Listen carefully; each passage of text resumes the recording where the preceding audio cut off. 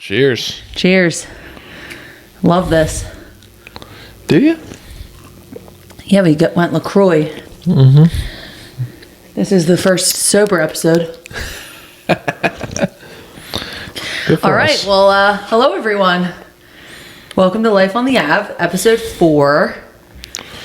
Can you believe we made it 4 episodes? No. I can believe it, but it is pretty crazy to think that like we actually have published and put out. This will be the 4th podcast.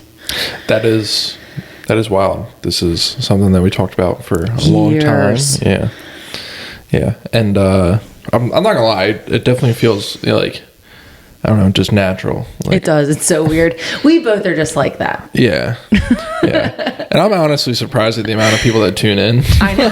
The randos that text us and are like, great podcast. And I'm like, first of all, if I could just do this for a living, this would be great. This would be great. Maybe. This would be great. Maybe. It could evolve into something. Maybe. Pat McAfee show. Let's see if people think you and I are entertaining at all. We'll see. Probably not. Probably not.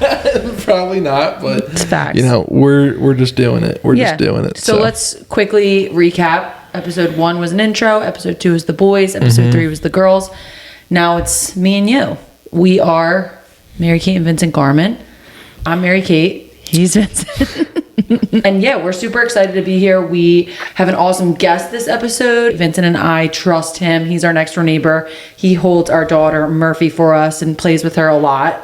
When she was an infant especially. He's later on in the episode. Definitely encourage you to listen on to that. Just hear from like one of the most genuine, realist, coolest. Just a good dude. Good dude. Just a good dude. The whole team came together and voted him as our first guest. And hopefully as you listen to this, it's very obvious why. Yeah, gosh, like if I'm, salt of the earth. Yeah, half the man he is. The bomb. When I'm 68. Not a like bad bone in his body. No, he's one of the best human beings in the whole entire world. So we wanted to kind of jump right into this today. Vincent and I are going to talk a little bit about the market. We've gotten some feedback from some past clients, current clients. Get that you guys aren't 100% a real estate podcast, but we actually want to hear what you guys think about the real estate market. So we're going to spend the bulk of our time on that. But I did want to still go through our T on DE if you're up for it. Down for it. Hopefully quickly. Whatever we got, yeah. Number 1 is the Team T, Murph's first birthday. So this is going to drop on Murphy's first birthday, May 5th, Cinco de Mayo. Murph turns 1. How do we feel? Life's moving a little fast. Yeah. It's moving a little fast. But super excited. We have raised a human for a whole entire year. We survived a year. I always, whenever I go to a first birthday party, I always try to like grab the mom and like congratulate the mom because like ultimately I'm like, you survived a year. And obviously dads too, like shout out the dads. I think if anything, a celebration of just surviving a whole year. We created a beautiful human. She rocks. She's amazing. And so I think it's just as much a celebration for you and I as it is for her because it's hard. It's very hard.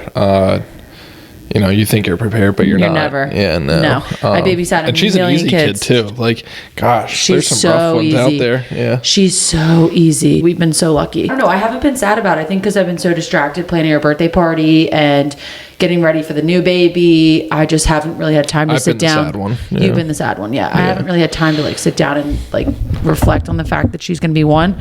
It'll probably hit me like that day. She's a beast. She's a beast. It's going to be a fun birthday party for her. Weather's clearing up, which I'm super excited for. Thank God. Yeah. Thank God. It was looking rough there for a little while. Yeah. We always roll the dice on that. I know you were looking.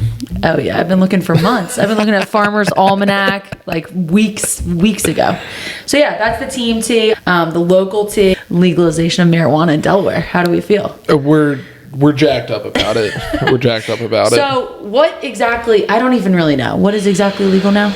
So I'm not exactly sure either. So if there's some experts out there, we're making a step. So we do have some connections in the governor's office. So I did have a conversation with our friend Mr. John Cohill, and he was able to clarify the governor's position on this topic. So the governor of Delaware for quite some time has stated that he does not support marijuana legalization. Right. And with this new bill being passed, he still resonates not supporting it. Right. So that's still his stance on it. He simply chose not to veto it. Correct. Which is a change on his stance from, probably the few previous times that it was brought to the table here. Weed has been legalized. Yeah. It's a good step in the right direction, I think. Yeah, definitely. And I think I think it's crazy Delaware's held on so long. Correct. I think it's the 20th state to legalize. Whether, you're into it, it's not your thing, it is your thing. It's just wild to me that alcohol is legal because alcohol is so bad and so terrible for you. So I don't know. I just think that we as people should be able to decide on that. If it's not for you, it's not for you. Yeah, it's not for everyone. If it's not for you, it's not for you. That's our opinion. Yeah, that's our opinion. So hopefully we can move towards, making the world just a safer place. Right. And focus on getting real bad guys. Yeah. We can move on from that. I'm trying to get this segment T on T moving. So next one, I just want to briefly touch on for Pop T, which Pop T is pretty ambiguous. It's more of just like what's going on in the world, what's going on, like what's popular, what are people talking about. I just put a general topic of Philly sports. I saw somebody put up like an Instagram this week that was like, we won without Embiid and Bryce Harper's back. Was he hurt? Yeah, Bryce Harper had Tommy John surgery. But he's back. Yeah, it's actually one of the fastest recoveries for Tommy John surgery ever. So yeah, he's making his debut this week, probably after this podcast drops. I was listening. Bryce Harper's back, and then they've made some pretty good trades for the Eagles, right? Yeah. So Birds are crushing it. Yeah. On that same note, shout out to our guy Dalton Holland, 302 Birds, and his podcast. Also closed on a house this week. Closed on a house this week and stuff. I met with Dalton 8 months ago, probably at this point. Dalton was super helpful in pushing us in this direction, and now he's a client, and he has his own huge following. And just to reiterate on Philly sports, it's just a great time to be a Philly sports fan. Yes. So we talk about Murph's first year. How many my daughter was born and she watched the Phillies go to the World Series. Yep. Which I kind of did. We kind of did. The Phillies went to the World Series in 1993 when we were born in 92. Babies, yeah. But I don't remember it. But Murph will remember it. My parents didn't take any picture of us. Yeah, Murph will definitely remember it. No, she won't. She was on the news. Yeah, we'll tell her she was on the news. She was on the news. Yeah. And then the Eagles went to the Super Bowl, which we all know how that went. Losses in both of those things. But it's like, hey. Yeah, welcome to being a Philadelphia sports fan, Murph. Right. And with the Sixers, I don't know, are we going to get our hearts broken again? I don't know. I'll go out there. I'll drop the hot take, and you can go out there and quote it. But Joel Embiid's not it. So that's a big. People have been putting up his outfit. I love him, but they all have been posting that outfit on their stories, like that weird Balenciaga outfit. Yeah. You weren't a fan. No, I'm not a fan. And this is me just... I think it's because it was the Met Gala last night and he was going along with that. Dude, it's the playoffs. Right, I know. It's not the time to mess around. I know. I didn't like it either. It is what it is. Whatever. People loved it. Yeah. You did not. That's okay. So, hopefully by the time this drops, we're talking about a Game 2 W. We'll see. As well, too. But it's time, dude. If you want to be the best team in the NBA, you got to beat the best team. Best team in the East right now is the Celtics. So, you got to take care of business. Got to get out of the second round. So that's where I have with Philly sports. So inspirational. That's it on Philly sports. Fun fact: you're so bad at basketball, but thanks for the basketball advice there. I played basketball for the first time in 10 years. Right? How'd it go? These guys wanted to play to 21. I think I ran a marathon. I think if I had my iPhone or an Apple Watch on me, I legitimately ran a marathon. Right. It was so long. You were so sweaty when you got him. Yeah, I did fill up the stat sheet. So with what? Rebounds and assists? I had 2 points. You had 2 points? I had 2 points. Was it a layup or a shot? What was it? 2 layups. So 2 layups. One was because you were counting by ones. Yeah, ones and twos. Yeah. Okay, got it. Yeah, ones and twos, and it was late in the game too. I started influential big buckets. I started chirping as well too. No, you. But yeah, one was off the dribble, caught it off the dribble. One dribble up. That's usually when you break the hardest. Got to the rack. I finger rolled it. Literally everybody I played so bad. Points 0 through 15. The game was literally tied 15-15. No subs, right? No subs. Yes, they had to keep you in. I subbed a couple times while we were on offense just to drink some water. I was like, guys, we'll play 4-on-5. I'll be down in a minute. Yeah. Your boy's tired. I was so exhausted, but were the other dads in good shape? Way better shape than me. And Tom Shoe whooped my butt. Yeah. I'm not a big No. Never been a big. No. But you are big. I'm a big dude. Yeah. So it's like we're similar. I was always like, oh, you're a 4, you're a 5, but I was a guard my whole life. Yeah. We're so similar. It's weird. Yeah. But no, I legitimately scored my 2 points back to back though. I'm so proud of you. It was wild. So proud of you. Hey, at least you get up and down. I can't do that anymore. No, my knees are too bad. But it's what it is. It's what it is. Yeah, so let's fast forward to a market update. Like I said, we have gotten some feedback that people want to hear from us on this. Me, Jade, and Jordan touched on this last week that the market's kind of scary right now in real estate. And I do think that there's a lot of like fake positivity out there and a lot of hype around social media and content and talking about real estate. And we kind of want to take this as an opportunity to give our perspective and be honest. Yeah, definitely. The first thing I would say is real estate, especially residential real estate, is a hyper localized thing. Correct. So we've learned that especially recently. Yeah, the city here, a block by block, neighborhood by neighborhood, like it's a completely different market, here versus 0.5 miles away. Right. Same thing, in the suburbs as well too. So different neighborhoods are different markets. Some are, more attractive, less attractive here or there, is what it is. And then when you zoom out nationally, it's really hard to just like quantify, headlines and stuff, because there's areas of this country right now where, you can see headlines, homes are sitting on the market, homes are going under asking, things like that. And that is just not what we're seeing here locally. Correct. And that's for a litany of reasons. And, we'll name a few right here. The greater Philadelphia area was one of the, first areas settled. So, newsflash, like there's not much land left to build on. No. Here. Everything's been built. Right. That's number one. Right. Unless you're looking in slower, lower, Middletown below. Even then, it's still expensive. Yeah, it's still interesting. It's still expensive. Just going through, different market cycles from being in residential real estate 2017 to now it being 2023. Like, man, right. If we can only go back. What I know now. I know. We say that all the time. What's it going to be in 2029, 2030, right? What's it going to be? What's it going to be in 2024, 2025? Yeah, next year. Yeah, so what he's kind of talking about, we're very specific to the local market. I think we just focus on that because that's what we do. Ultimately, what affects us the most is what we see here day to day. That's what affects our buyers and our sellers and our investors and everyone that we work with. We're working with a lot of first-time home buyers. We're young. Our team is young. A lot of our clients are our friends and people that we, we're hang out good with. Referrals of friends. Right, correct. So a lot of our buyers are first-time home buyers, and what we're kind of seeing why they're struggling is bit of a story. I think we had our parents' generation, like the boomers, which is the biggest generation we've seen. The boomers bought their houses a million years ago. They have since appreciated significant amounts. They are now tapping out and have been cashing out on big forever homes, and now they are entering the first-time home buyer market, similar price points, similar houses, looking to relocate into a Trolley Square, downsize into, a smaller Fairfax or, different neighborhoods in this area. And because they just downsized, they just sold their houses, $600,000-$700,000.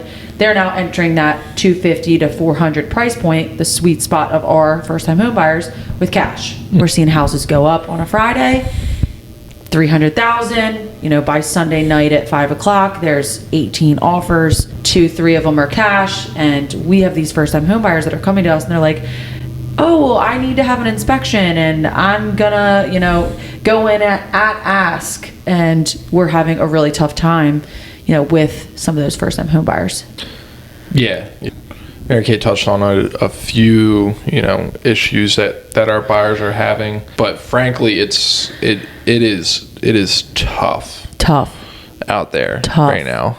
Yeah, a few of the other issues aiding and abetting this are inventory. There's not really like a new construction option available in, you know, the Newcastle County area, Delaware County, Chester County area that's affordable for first-time home buyers. Sadly, if that fact is true in 2023, that's not changing anytime soon. No. So we're nationally in an inventory shortage as a country over the last 10, 15 years. We haven't built enough homes. But we've overproduced a lot of people. Yeah.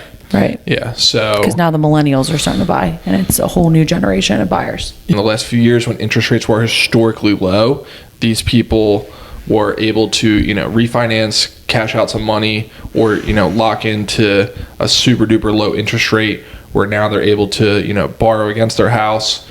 Like a crazy statistic out there is 40% of houses, like close to 40% of houses in America are owned free and clear. Right, no so mortgage. They don't have a mortgage on it. Right. And close to 90% have a mortgage rate less than 6%. Right. Which is what the current, you know, going mortgage rate is around 6%. What is going to motivate those people to ever sell? Who don't have a mortgage yet or sell? And if they do decide to move, they're buying another house and they're renting out their current house. So so inventory is just getting worse and worse and worse. It's only just going to continue to get harder and harder and harder to buy a house. Yeah. So we don't want to necessarily be like, you know, doom and gloom, but it is just kind of the reality. Correct. We're advising people is it's just like, hey dude, like you just have to get on base. Get on base. You're going to hear us, like if you're a buyer that comes in here and has a meeting with us, which if you do that, you're going to have the most success because we're going to go through the whole process with you. You're going to hear it from us 1,000 times. Like you just have to get on base because you have to get out of your rental. You have to get out of your parents' basement, whatever your situation currently is. It's only going to continue to get harder from our perspective. So you have to just get on base so that you can use that house as leverage. You're either using it as a rental or you're selling it to trade up to your future house. Your first purchase may not be your dream house. It may not be perfect. It may not have every single thing that you're hoping, you know, your dream house has.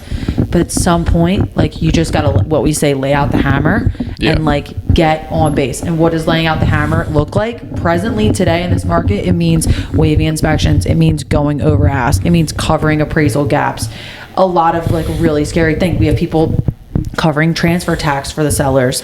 I mean, we can go on. The list goes on and on. But at some point, like you have to just lay out the hammer, go all in on a house and just get the house. Like just get the house. Because you're competing with 18 other people who are either buying cash, which is a beast in itself. You can't really compete with that. If you're the one offer that has inspections, like you don't have a shot. You just don't. And it sucks.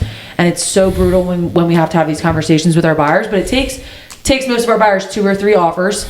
Oh, we're going to have an inspection. Oh, we're going to have an inspection. And it takes like that 3rd time. And then they find that 4th house and they're like, all right, we're waiving the inspection. We're going all in. And you know, it's our job ultimately just to educate people. Like it's frustrating for our clients. It's super frustrating for us because we're not necessarily making the decision. No. So like sometimes it feels like, you know, deja vu, like I'm having the same conversation over and over again with the people. Because you see, like they come in the office for the buyer consult or on that first tour, it's like bright eyed and bushy tailed. Oh, they're so jacked up. Yeah. And they're so excited. Yeah. And then by like the 10th time, they're like miserable. Yeah. It sucks. It's tough. Yeah. It's super tough. Yeah. Yeah. So we just wanted to be honest, and that's kind of what we're seeing right now. But like we said, the longer you wait, the harder it's going to be. The inventory is going to continue to get worse. We think more people are going to turn their houses into rentals. More people are going to have cash in this market, you know, coming out of COVID and, you know, all the changes we're seeing. It's more and more investors. So like we said, it's just like getting on base. You just got to get out of renting. You got to get out of your mom's basement. You got to get on base. And no house is perfect. We say this all the time. Every house is going to have an issue, but you can fix it. Every issue can be fixed. Or just live with, Or live with, right. Yep. Yeah. Yeah. Every single house you do an inspection on, you're going to find something wrong with. Yeah. Like question for you, like what do you think there's going to be a market crash? Oh my gosh, it drives me nuts. Yeah. Like what do you think that looks like? I don't know. How could prices go down? I don't understand how they could go down because we have so many people pre-approved. Like talk to any of our lenders. The amount of people we have pre-approved dying to get into a house is terrifying. So if that doesn't go anywhere, I don't know how prices can change. I don't know. And if interest rates go down, it's going to get worse because now there's more investors, there's more people that want to buy. And even if interest rates go up, I think, like we talked to one of our lenders this week, people have just accepted, like, okay, this is what the interest rates are right now. Nobody cares anymore. It's not like, oh, interest rates are so high. No, they're just higher than they were for a year. Mm-hmm. So I don't see how it's possible for a crash. I really don't. No, I don't see how it's possible. It's basic supply and demand. Yeah, and that's kind of like what we're getting at is like the crash, and the scary thing is like partly like the elimination of the first time home buyer. The absolute elimination. Yeah. And that's what terrifies us is if there is some crash and, you know, prices go down or up, that's when investors are going to just swoop in. The big banks, the big hedge funds are going to just come in and swoop up every single first time home buyer, typical starter home, the 2-bed, 1-bath, 3-bed, 1-bath, whatever that looks like. They're going to swoop in and buy them all. And then what? Like, and then what? Everyone's a renter and no one ever owns real estate. Like it's a terrifying thing. So that's why we're really pushing, like, get on base. Just get something. Get a piece of property, like, with your name on it. Vincent and I have invested in stocks and IRAs and all this other bullshit, for lack of a better term. Like, and for us, we can touch, we can see, we can feel real estate, and we know it's there. And if something breaks, we can fix it, and we understand it. If we could go back, all we would do is just buy more. Yeah. One of my, regrets in life is, right.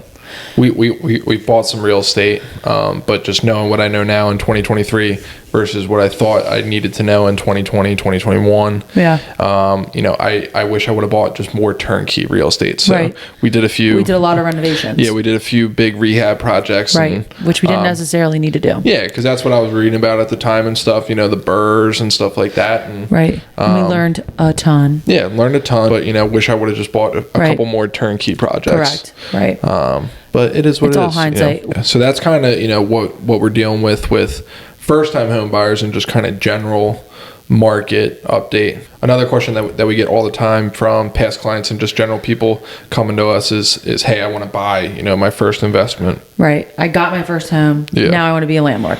Mm-hmm. Or I want to flip a house or whatever. I want to be an investor. Yeah. So for me, when someone comes to us like that, my first question to them is, hey, do you own a primary? But when someone comes to me and they don't own a primary, that sends up a red flag. Right. It's like, hey, why don't you own your own house first? Yeah. Correct. Yeah. Like why are you going to continue paying rent to someone else? Right. You're going to try to collect rent, like, makes no to sense. Pay your rent. When people are like looking for that first investment, there's always two avenues that are tossed out to us. Number one is like Section 8, and then number 2, college housing. So, the dream. The dream. Like when someone says, hey, I want to buy a college rental, like, what is your first thought? It's typically, I want to buy a house by UD. It's like what they always say. Yeah. And the number one thing I tell them is, like, City of Newark is a nightmare. Good luck, first of all. So number one is, like, City of Newark sucks. And there's a couple big players in Newark. They know the game. They play the game. They crush the game. And there's a reason you're not in the game because they crush it. Yeah. So I would say City of Newark's the worst, and you're typically looking at a house that doesn't have a rental permit. It's next to near impossible to get a rental permit. So that's the first thing I always tell people. Second of all, we always just kind of get into the fact of, like, people are renting everywhere. Mm-hmm. We see rentals in mansions, $5,000, $6,000, $7,000 a month in the Highlands. We see Section 8. We see everything in between. We have people that are renting in Class A neighborhoods, North Wilmington, everywhere. And the downside to a college rental is turnover. You're probably turning over that house or that apartment or whatever every year, every single year. Yep. And the kids are destroying it. So again, it's like a very specific niche market. It's a certain, couple landlords that are doing it. They have their systems, their processes down, and they absolutely, crush it out there. Tenants outside of that, a Trolley, North Wilmington, Newcastle, Bear, wherever, it's everywhere. You can rent everywhere. Those tenants are going to say 3, 4, 5 years. Yeah, we have some of our tenants now that I'm like, it's just like time is just going so fast. I'm like, fly. oh, you've been here 2 years? I felt like we just signed you yesterday. I know. I know. It's crazy. Yeah. So tenants stay longer too, I think, outside of the college rental world. The rents are nice. Obviously the rents are nice. You can charge crazy numbers in Newark.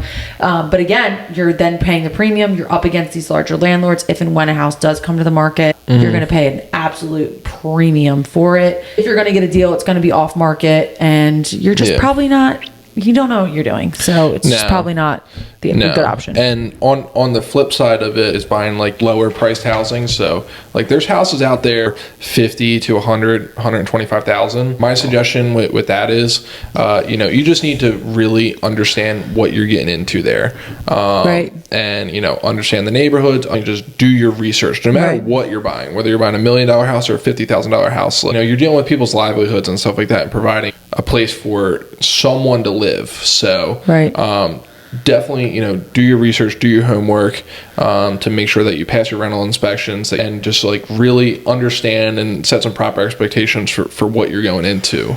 So what we really advise to people is, hey, I live in this neighborhood, right? I want to buy an investment property.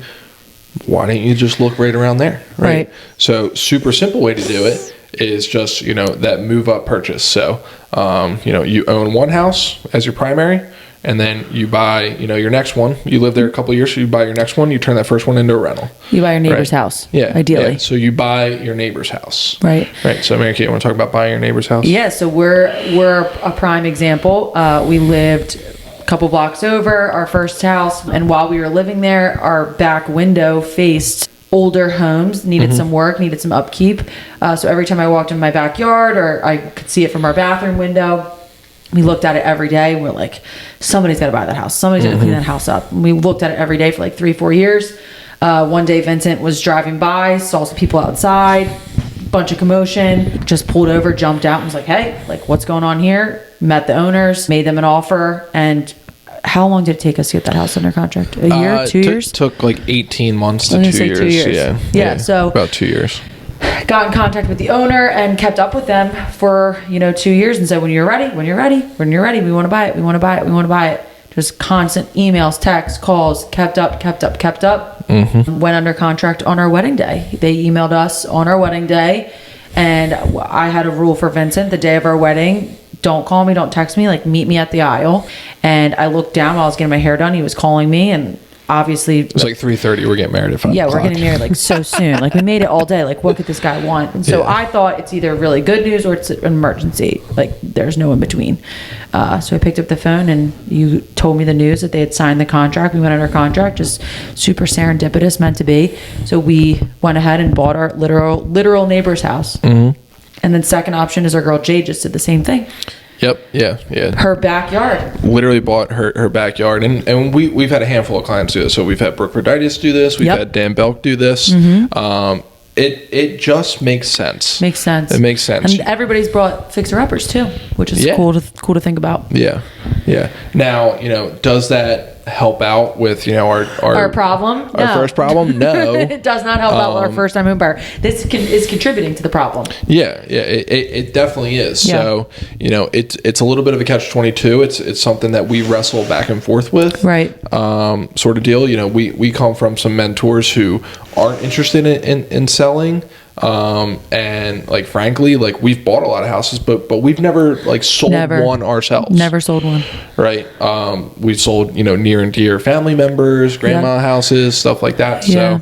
So, but like it's just wild because like it's a game. Yeah. In theory, if we hold on to these houses, like we look at some of our mentors who bought their first houses at 25, 26, they're now in their mid 60s. Like they've owned these things for 40 years. Like when is that house ever becoming available again? Never. Maybe never. They'll pass it down to their kid who will do whatever they do with it. Yeah.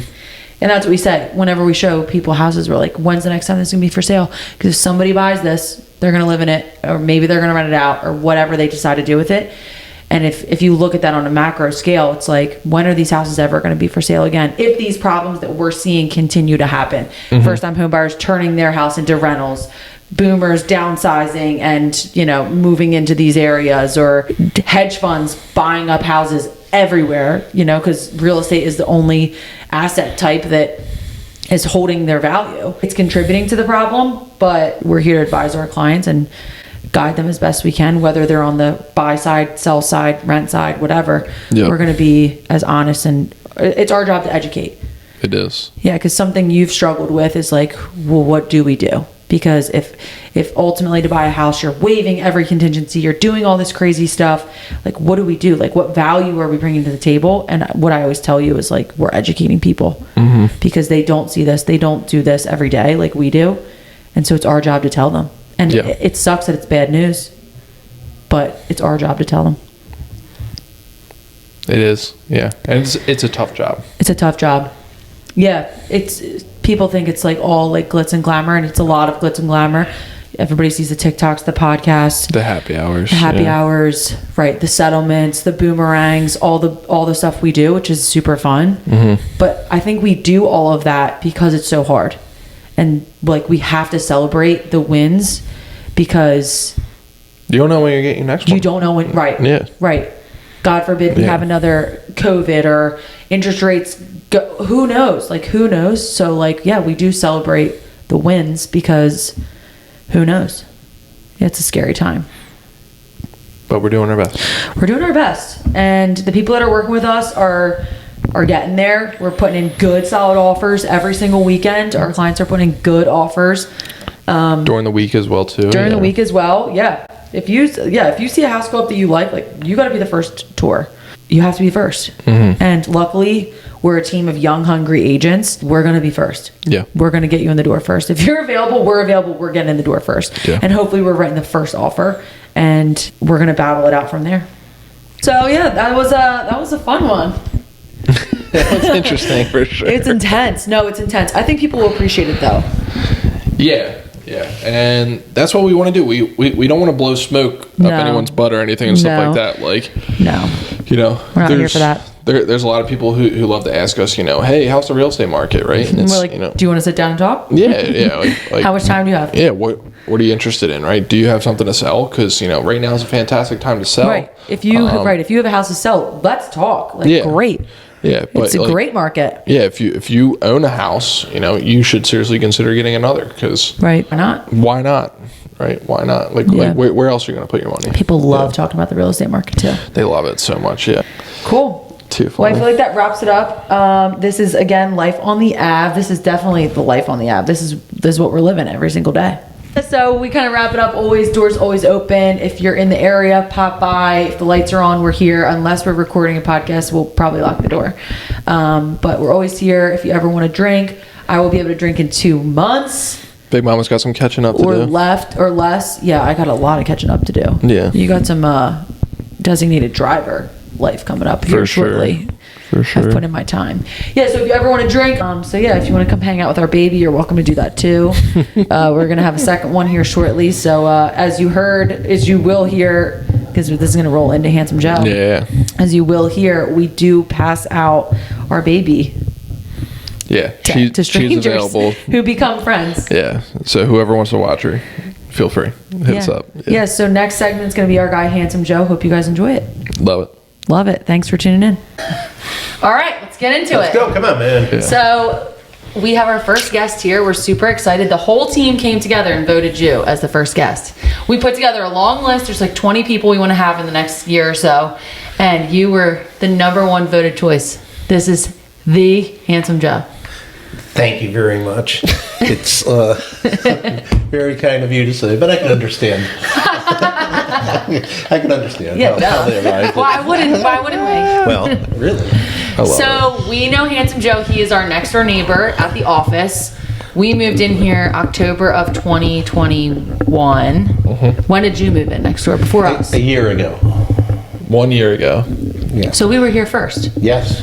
Yeah, because your landlord was going to find a tenant with us, and then you swooped in and took it. My wife did. Your wife did. Yeah, she's in control. She takes the credit. Yes. As she should. We are the same way. So yes, Handsome Joe and his wife Robin are our neighbors at the office, and we've been very blessed to get to know them. Joe holds babies for a living, and he first held Murphy at like 15 days old, something like that. It's just, I just have the wonderful opportunity to be able to go to the hospital and interact, with babies there. It's it's just Beautiful. awesome. Just cuddling. When did you start doing that? About 6 years. About 6 years ago, over 3,000 hours ago. Wow. 3,000 hours. And that's all volunteer. Yeah. Wow. Yeah, and I just feel blessed Yeah. that you have the opportunity to do that. How do you get picked for something like that? I can't imagine that's like an easy. Like you'd think they do some background checks. They do all that stuff. Any volunteer at the hospital, Right. There's an absolute, a process where you do the background check and everything like this, and then you can participate in other programs. I'm a substitute for the cart. Cool. Backup cart guy. Yeah, the backup cart guy. What do you mean? Two What's the upcoming cart? events. Nice. It's for the patients in the hospital. The auxiliary, hosts a cart. Right. Where you can go to each of the rooms, their parents there. Right. Ask them if they like coffee, tea, or hot chocolate. Oh, like a cart. beverage cart. Cart. Gotcha. Yeah. So anyway, you get to do that. Right. And then it's just been interesting being retired. So cool. Tell us about your work history, what you did prior to retirement, and when you retired. Yeah. I've always been in the payments business. Worked for Visa, and I worked for some banks, and then another payment company, international payment company. And so it's always been in, through my career, you got to see credit cards being used at the point of sale, and then their loyalty points, and everything about that. So you got to experience that whole thing historically, and then I retired, and it's been about 6 years since I've been retired. That's awesome. And Good for life you. is good, Life is good. I've been blessed. When did you know that you wanted to just chalk it up, call it a career? You know? Well, I think we know. We're there right now. I'm there right now. I'm ready to chalk it up. Yeah. No, but for real. Come on, man. Now you know. Yeah. You know when it's time. Of your time, how have you been feeling that? We have a new dog. Yes. Okay. Yes, that's like another baby. It is. He is what he is. He is. He's got a lot of energy. It's my wife's dog, Buddy. And he's just, he's this big, lovable thing, and he just wants attention. Yes. All the time. All the time. But it's very clear that if I'm home alone, he'll stay upstairs, laying on the bed, sleeping. Really? But the minute she walks through the door, It's a ball of energy. Buddy appears. It's the same thing with Murphy. She only takes long naps for you. Yes. It's correct. Yes. And it's like, gosh, and I give this dog so much attention Right. and love Right. and everything like this, but Doesn't it's matter. clear. Knows it's mama. Yeah.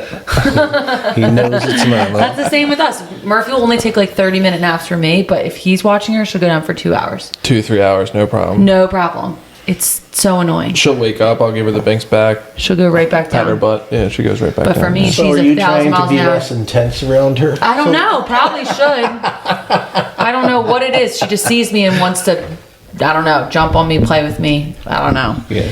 It drives me nuts. So anyway, we've moved around a couple of times, and we've been in the Highlands. We were for like 25 years, 24, 23 and a half, whatever. Yeah. And so we've been here a year, Yeah. and it's been a wonderful experience. Yeah. I've never lived in a neighborhood like this before. A true neighborhood. A true neighborhood. Yep. Yeah. It's true. When you talk about a true neighborhood, there are people that have been here for generations. And so it's fun to talk to them. Yeah. And then there are a lot of young families and see a lot of children. Ton of children. Yeah. Yeah. So we're doing something now that we never before we really sat on our porch. Right? Yeah. You'd spend a lot of time on your porch. Oh, I do. It's just Yeah. you just don't want to be in front of the TV. Exactly. You don't need the Nothing but TV. bad news on there. Yeah. And then you're Right. outside. Yep. Okay. And then people that walk by, probably 95% of the time, they'll interact. Right. Smile hello and everything like that. Right. You met some great people. Yep. You probably know more people in this neighborhood than we do. At this More point. people than most. More Yeah, people yeah. than most. Yeah. We say all the time we want to live in this neighborhood forever. Even if we could afford the big mansion and the suburbs and the huge backyard, we just are so spoiled here by our community and people like you and Kelly Hughes helping with the baby and having the office and being able to walk to work. Like, we just say we're going to live in this neighborhood forever. Like, where else is there to be? Anyway, we had this conversation Rob and I had last week. We said, okay, here we are, we have friends, who would be in Florida or here or there or anything like this, and it's nice to visit, but where would you like to spend a lot of time? Right. And it's kind of like, I like it here. Yeah. It's just convenient. It is. New York 2 hours, DC 2 hours, Philly half hour. We have a place at the shore. Yeah. It's an hour and a half, and it's just quick trip. Like no maintenance.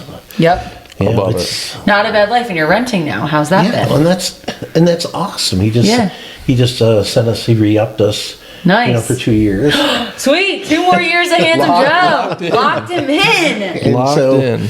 That's a big commitment. 2 years. Well, yeah, and the thing is, no matter what we did, right, we'd still want to have a tow back something in here, Delaware. Yeah. And we'll figure out what we'll do at the shore. Right. But the thing is, it's just like you feel no pressure to make those decisions. And it's nice. Hopefully, we'll evolve to where we want to be. Yeah. So you guys get out a lot in this neighborhood. Oh, yeah. Even more than us. We used to get out a lot, but right now you're definitely out more than us. Of all the things in this neighborhood, what's like your go-to number one favorite spot in this neighborhood? Well, that depends on the night. I know. I knew you were going to say that. Because certain nights you have certain places. Let's start with tonight. Start with tonight. We're Tuesday. What's Tuesday? Oh, Tuesday night is the video bingo. Yep, Tap House. Charlie Video bingo. House. Yep. Okay. And Handsome Joe has won before, and he's been in dance battles. There's some great videos. Maybe we'll stitch the video in. Little dance-off action. Dance-off action. And when I go in there, I forget which beer they bring me. I can't tell. They know what your drink is? So it's funny. Well, we're shopping today. So what kind of beer do you get? And I said, I don't know. And she goes, oh, that's right. If you go to Kid Shalene's, they give you a Blue Moon. Right. I love Blue Moon. Right. Tap House. Tap House, they give you something else. And then... right. Life's too short. You got to mix it up. It's fun. Yeah, kind of. But on that same note, I remember we called our like high school friend group and like the regulars, and like to me, like my parents saw it, when they saw you at Toscana. I've seen it around and stuff like that. Like when you walk in a place, like how's it feel just being like a regular? Right. Like, just walking in and they're like, the bartender knows you, the waitress knows you. Yeah, because like whenever you pop in the office, I'm like, yes, like Handsome. Like it's not a day at the office if I don't see you. Unless you pop in, right? Yeah, and you feel the same way, because if I don't see you for like 3 or 4 days, you're like, hey, dude, where you at? Well, he mostly wants to see Murphy, not you. I don't know. And again, the Lucios, and it's kind of like, but it doesn't take much to be known, maybe. It's Delaware. It's Wilmington. Yeah. Right? Yeah. But I did win the dance-off. You did. At the Tap House. As you should. As you should. Yeah. No, we've become regulars some places. El Diablo, obviously. Right. Where else do we go a lot? Yeah. Gianni's. Too much. Yeah. I think it just goes hand in hand with like the one question that we have for you, like, just being like a good neighbor and a good person. Like I don't think it takes much. And sometimes, like you and I have talked about it, we've talked about it, like sometimes we overcomplicate it. Like I think sometimes it's just showing up, and you're a guy who just seems like you've just consistently shown up like your whole entire life. Yeah. Well, and that's gotten you, know, to where you're when you're committed to something. Right. When you're committed to something, other than that, it's just a job. Mm-hmm. And you've been married how many years? 40. Oh my good. I don't know how that's possible.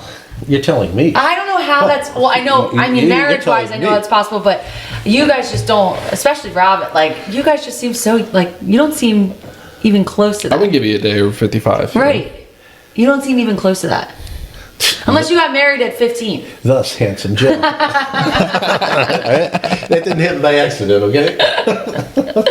Yes, you're committed husband, committed father. It's just committed to showing up. And we talk about it all the time, just showing up every day, putting in the work. You got to. Yeah. Mm-hmm. I mean, you're going to be there. Right. All right? So while you're there, right, show up, man. Right. Have a presence. Make a difference. Yeah. And we love that about you. Yeah. Yeah, you've made a difference in our life. Murphy is obsessed with you. She dives in your arms, and we trust you. It's so nice to be able to just like sit her on your lap for 20 minutes just so I can like answer a couple emails. Because we are 1,000 miles an hour. So yeah, you've made a difference in our life. We appreciate you. That Murphy, let me tell you, she's going to be. She's going to be something. I'm telling you. Do you have enough room in your heart for number 2? Yeah. I don't know. I don't know. Do you? Do we? Of course. Of course I do. Yeah. But she'll always be special. Yeah, she is special. But you know what?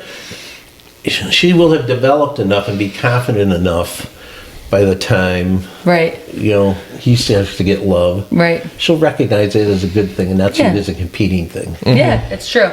Because she's so secure in herself. Oh, yeah. She is. In her mind already.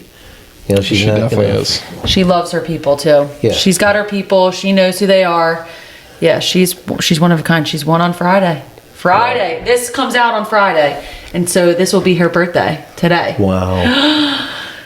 Dad's been a little more emotional than Mom. Yeah, I've been a wreck. Super emotional. I don't know why. What's driving that? Just feels like my life's just flying by. Like, it just goes like that. Yeah. So, what are you doing about it?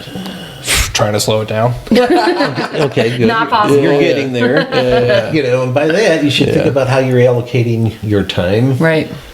And think about those blocks and where might there be opportunity. Yeah. Right. And then based on those blocks, what time do you do those blocks, or what could you do? Right. Yeah. And something I've preached to him is like, instead of an hour of like distracted time with her, answering emails, back to playing, answering a call, back to playing, I think like a solid 20-30 minutes of undivided, like pure attention goes a longer way than an hour of sporadic in and out, stepping out of the room, whatever. So I think that's something I'm working on. And you are too. It's just like, if I'm gonna be with her, I want to be all in on her. If I'm gonna be at work, I want to be all in at work. Well, it's it's tough. Focus. Any other fatherly advice? Yeah. Yeah. Focus. No, fatherly advice. No, I've been blessed with 2 great kids. Yes. And it's all good. Yeah. Cool. It's all good. Well, I think that pretty much wraps it up. Well, thank you, and again, First guest. I'm glad you're here. Love Thanks. you guys. Love seeing you guys. Yeah. Thanks. Love holding Murph. Yes, Love you can her. hold Murph whenever you want her. That's what I always say. All right, thanks, guys. Yeah, I would say to just wrap it up. Yeah, like last question. Yeah. Just so we get Let's this hear out it. there. Like, how did the name Handsome Joe come about? Because And Mary again- Kate just kind of glossed Yeah, over we it. glossed over it. Yeah, just- Hello. Because My looks aren't obvious enough. You gotta ask. like one of my first memories is when I found you on Instagram, and like at the time you only had a couple posts, and one of them said, "Dogs and cute girls have always liked me," or something along those lines. So I just thought that was hilarious. He's confident in who he is. I love it. No, it's when my kids were growing up, their friends would come over and everything like this, and I never Yes. liked to be called Mr. Right, Benuti, right. Yeah. And so I said, look, just call me Handsome Joe. And so now these kids, just stuck. they're in their 30s. And they still Hey, say it. Handsome Joe, how you doing? I one of the best appreciate names I've that. ever heard. I appreciate that because I remember, like, sometimes in high school you get the parents that are like, "Oh, just don't call me Mrs. So and So or call me this," and then you feel weird. And you're like, "I don't know what to call them." Like, Yeah. I've always been blessed. Your parents like go by Peace and Five. I don't have to do the like Yep. Chris and Lisa, Mr. and Mrs. Garmin. It's so weird. Like they have their nickname, so I appreciate a good, like, Yeah. solid nickname. It Good just takes solid. the awkwardness right out. Yes, correct. So there you go. There's your answer. Love it. All right. Well, thank you so much. All right, thank you. You're the bomb. No problem.